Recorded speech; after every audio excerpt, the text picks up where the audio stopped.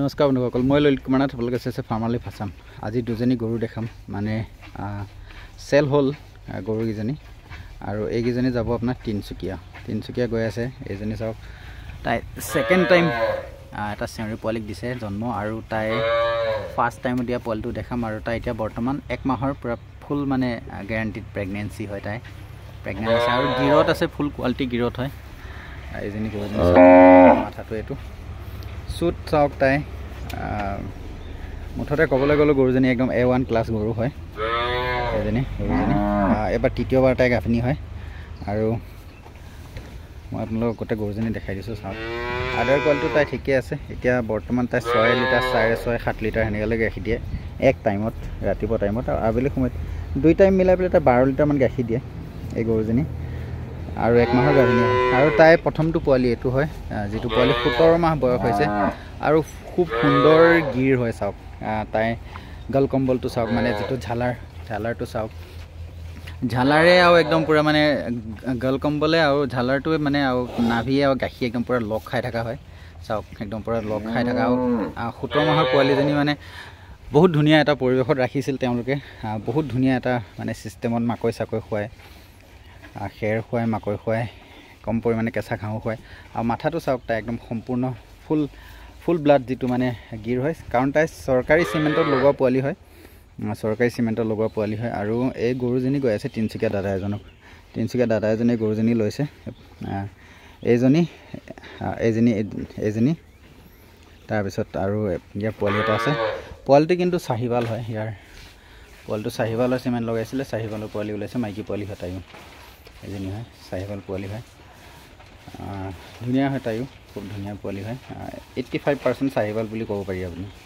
কাণখন খালি অলপমান শ্লাইট পাকটো আহি গ'ল, মানে গিৰত মায়েকৰ অলপমান গুণটো আহিছে, কিন্তু 85% আপুনি চাহিৱাল বুলি ক'ব পাৰে। পোৱালিটো চাহিৱালৰ পোৱালি হয়।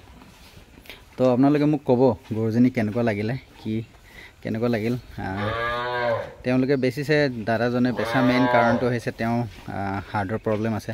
হাৰ্টৰ প্ৰব্লেম মানে হাৰ্ট অপাৰেশ্যন কৰা আছিলে, ট্ৰান্সমিটাৰ নে কি লগোৱাটো বিষটো উকাইছে বোলে। আজি তেওঁ বহুত বছৰপৰা গৰু পুহি আছিলে, কিন্তু ফাইনেলি তেওঁ গৰু চব বেছি এইকেইজনী গৰু কোনোবা কাটোৱালে ল'ব বুলি ভাবি পেলাই মানে মোক লগত কণ্টেক্ট কৰি এইকেইটা মই লৈ আহিলোঁ। বাকী যিবিলাকত আছিলে এইবিলাকত চব বেচিলে। আজি তাৰিখত তেওঁ গোহালি খালী এটা মাইকী পোৱালি এটা ৰাখিছে ঘৰত ইনে মানে চাবৰ কাৰণে, বাকী চব বেচিলে। তো এনেকুৱা আৰু এজনী আছে, আৰু দুজনী আছে গিৰ। তো আপোনালোকে কণ্টেক্টত থাকিব, যাক গিৰ পুহিম বুলি বা ঘৰত গাখীৰ খাবলৈ কাৰণে বিশেষ লাগে, বা পূজাৰ কাৰণে গোবৰ লাগে, পূজাৰ কাৰণে পেচাব লাগে, তেওঁলোকৰ কাৰণে বিশেষ।